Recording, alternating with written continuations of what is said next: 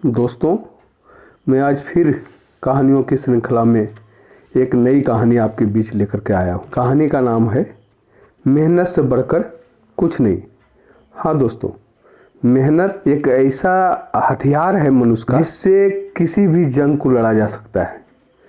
इसी क्रम में इस कहानी को मैंने लाया। बहुत पहले की बात है। एक मजदूर था। वह पत्थर तोड़ने का काम करता था। दिन भर पत्थर तोड़ते तोड़ते वह थक जाता। दम मारने के लिए जरा सा ठहरता तो मालिक उस पर कोड़े बरसाता। उसका मालिक बड़ा ही क्रूर था। मजदूरों को कीड़े मकोड़ों से ज़्यादा नहीं समझता। बात बात पर उसे फटकार लगाता, कोड़े बरसाता। बेचारे मजदूर डरे सहमे से काम में जुटे रहे। वह उनसे जमकर काम लेता। दोपहर के समय मजदूरों को खाने की छुट्टी मिलती थी। सारे मजदूर अपनी रूखी सूखी लेकर पास के नीम की घनेरी छांव में खाने बैठ जाते। नीम का यह पेड़ बहुत पुराना था। उसकी लंबी लंबी शाखाएं दूर दूर तक फैली हुई थी। थके मांदे मजदूर उसके नीचे बैठते तो शीतल हवाओं से उनकी थकान दूर हो जाती। डालों पर बैठे पक्षी मधुर स्वर में गाते तो वह सारा दुख भूल जाते। फुर्सत के क्षणों में सारे मजदूर उसी की छाया में बैठकर बतियाते रहते। नीम उनके सुख और दुख का साथी था। बलखू को नीम का वह पेड़ प्रिय था। उसे याद है जब वह पहली बार अपने बाबा के साथ आया था तो इसी नीम के नीचे बैठा था।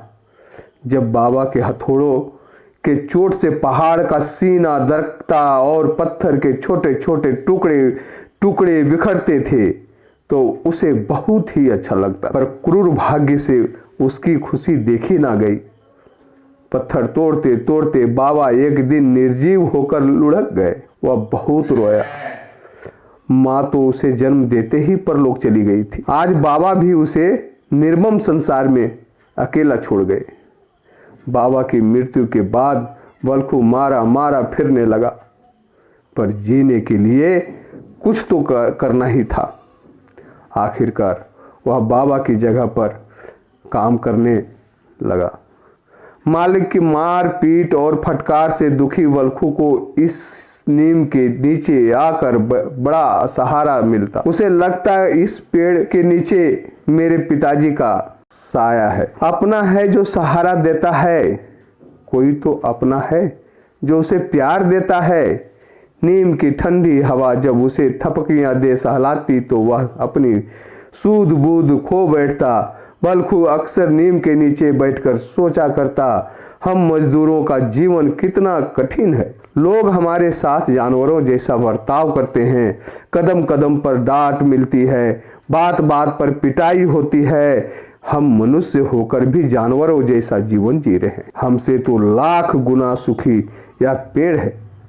पत्तियां लहरा लहरा कर ऐसे झूम रही है मानो कभी दुख देखा ही ना हो। काश मैं मनुष्य ना होकर नीम का पेड़ होता। एक दिन बलखू नीम की छांव में दुखी मन से बैठा यही सब सोच रहा था कि उसे दुखी देखकर भगवान का सीना पिघल गया और उसको बलखू पर दया आ गई। उन्होंने बलखू को नीम का पेड़ बना दिया। बलखू की खुशी का ठिकाना न रहा। वह कभी पाताल तक पहुंची अपनी जड़ों को और ताकता तो कभी आसमान छूती चोटी को। कई पक्षी आकर उसकी शाखाओं पर बैठ गए और मीठे स्वर में गाने लगे। उनके साथ बलखू भी गाने लगा। आज बलखू के मन में दबी वर्षों की इच्छा पूरी हो गई थी। उसे समझ में नहीं आ रहा था कि वह क्या करे। लंबी लंबी शाखाओं को हिला हिला कर वह खुशी से नाचने लगा। पर अभी थोड़ा ही समय बीता था कि उसे अपने शरीर पर तेज जलन महसूस होने लगी। पूरे शरीर में महीन महीन सुइयां भी चुभने लगी। वह बेचैन हो उठा। उसने नजर उठाकर देखा तो सिर पर दहकता हुआ सूरज दिखाई दिया। सूरज अपने प्रचंड ताप से दहक रहा था। बलखू की आंखें चुंधिया गई। ताप के कारण सारा शरीर झुलसने लगा। वह घबरा गया, रोता हुआ भगवान से प्रार्थना करने लगा, हे भगवान मुझे बचा लो। मैं समझता था कि यह पेड़ दुनिया में सबसे सुखी है, पर यह मेरी भूल थी। इस पेड़ का सुख भी सूरज के पास कैद है। मैं सूरज होना चाहता हूँ। हे भगवान मुझे सूरज बना दे, भगवान मुझे सूरज बना दे। भगवान ने उसे सूरज बना दिया। आकाश में दमकने लगा। उसने नीचे झांका तो सारा संसार उसे अपनी रोशनी से चमचमाता हुआ नजर आया। किरणों से नदी का पानी चांदी जैसा चमक रहा था। खेतों में धान की बालियां खुश होकर लहरा रही थी। फूल मुस्कुरा रहे थे। भौरे और तितलियां खुशी के गीत गा रहे थे। बल्कु बहुत से खुश हो गया। उसे लगा सचमुच में ही सूरज इस संसार में सबसे सुखी है। तभी बादल का एक बड़ा टुकड़ा उधर आया। उसने सूरज को ढक लिया। बल्कु बेचैन हो उठा। उसकी चमक फीकी पड़ गई, धरती पर छाया हो गई। यह देखकर बल्कु को बहुत बुरा लगा। उसने सोचा सूरज से ज्यादा सुखी तो यह बादल है। बादल का नन्हा टुकड़ा, काश मैं बादल होता। इतना सोचते ही वह बादल में परिवर्तित हो गया। मुलायम शरीर पाकर वह फूला न समाया। बिना पंखों के आसमान में तैरते हुए उसे बड़ा मजा आया। रुई के गोले जैसा सफेद, ऊपर से खेत खलिहान, घर चौबारे देखकर उसे बड़ा अच्छा लगा। वह खुश होकर खिलखिलाया तो नन्ही नन्ही बूंदे झरने लगी। पानी पाकर पेड़ पौधे खुशी से झूमने लगे। लड़के खुश होकर छप छैया खेलने लगे। मेढक गीत गाने लगा। बल्कु बड़ी देर तक सबको देखकर खुश होता रहा। तभी तेज हवा का एक झोंका आया और वह छिन्न भिन्न हो गया। बल्कु बहुत दुखी हुआ। उसने सोचा बादल बनकर भी मेरी मनोकामना पूरी ना हुई। इससे तो अच्छा है कि मैं हवा होता। अगले ही पल वह हवा बन गया और सरसराता हुआ आगे बढ़ा। सूखे पत्तों के ढेर देखकर उसमें घुस गया। पत्ते खड़खड़ करते हुए उड़ने लगे।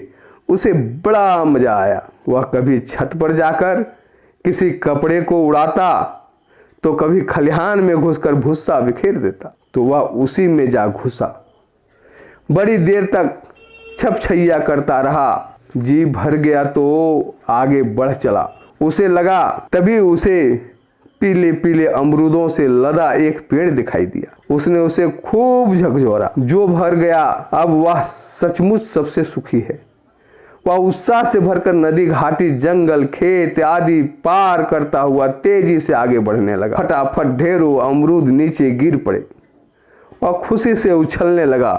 सामने एक स्वच्छ सरोवर दिखा तो वह उसी में जा घुसा। बड़ी देर तक छपछैया करता रहा। जी भर गया तो आगे बढ़ चला। उसे लगा, अब वह सचमुच सबसे सुखी है। वह उत्साह से भरकर नदी, घाटी, जंगल, खेत आदि पार करता हुआ तेजी से आगे बढ़ने लगा। तभी वह किसी कठोर चीज से जा टकराया। देखा तो सामने सीना ताने पहाड़ खड़ा था। उसे बहुत गुस्सा आया। उसने भला बुरा कहते हुए कई बार उस पर की। उसने बार बार कोशिश की, लेकिन पहाड़ की चौड़ी छाती से टकरा कर उसे लौट आना पड़ा। जब वह थक कर निढाल होकर गिर गया तो रोने लगा और भगवान से प्रार्थना करने लगा, हे भगवान, मैं सुख की तलाश में मारा मारा फिर रहा हूं, लेकिन मुझे कहीं भी सुख ना मिला। मैं सुखी नहीं हूं। मुझसे ज्यादा सुखी तो यह पहाड़ है। भगवान ने उसे तुरंत पहाड़ बना दिया। बल्कु को संतोष हुआ कि अब वह सचमुच सुखी है। अब उसे कोई संकट नहीं है और ना ही कोई उसका सुख चुराने वाला है। अपने गगनचुंबी तथा चौड़े मजबूत शरीर को देखकर उसे गर्व होने लगा। उसने इधर उधर नजर दौड़ाई तो सभी से अपने से बौने नजर आया। तभी हथौड़े की चोट से वह तिलमिला उठा। दर्द की लहर सारे शरीर में फैल गई। उसने क्रोध से भरकर नीचे झांका तो हैरान रह गया। नीचे एक मजदूर पत्थर तोड़ रहा था। हथौड़े की चोटों से पत्थर टूट टूट कर बिखर रहे थे। मजदूर सारी दुनिया से बेखबर पहाड़ तोड़कर मैदान बना रहा था। बलखू आत्मग्लानि से भर उठा। उसने सोचा, सचमुच इस पहाड़ से बढ़कर तो यह मजदूर है। मेहनत ही सच्चा सुख है। तभी कौवे की कांव कांव से बलखू की नींद टूट गई। वह हड़बड़ा कर उठ बैठा तो वह सपना देख रहा था। उसने अपने शरीर पर हाथ फिराया। उसे बड़ी खुशी हुई कि वह पहले जैसा ही है। अब बलखू दुखी नहीं था। उसे समझ में आ गया था कि मेहनत करने वाला मजदूर सचमुच महान होता है। वह और मनुष्यों से बढ़कर है। और पहाड़ के नीचे जा पहुंचा। उसने ताकत लगाकर हथौड़ा चलाया तो लगा जैसे पूरा पहाड़ थर्रा उठा है। ये है मेहनत की फल। तो दोस्तों, मेहनत करने वाले की कभी हार नहीं होती है। और जो कामचोर होते हैं वो इधर उधर भटकते हैं। तो ये कहानी कैसी लगी? अगर अच्छी लगी हो तो निश्चित तौर पर इसको सब्सक्राइब करें, लाइक करें, शेयर करें। धन्यवाद दोस्तों।